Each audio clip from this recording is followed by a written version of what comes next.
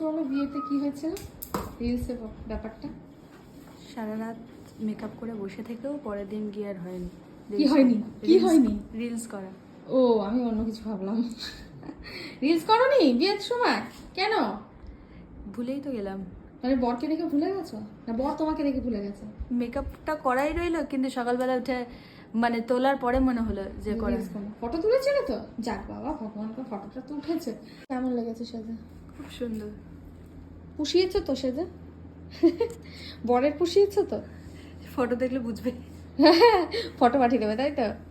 সেটাই। Celebrity type of হয়েছে। নিচে কাজল দেবো একটু মোটা করে?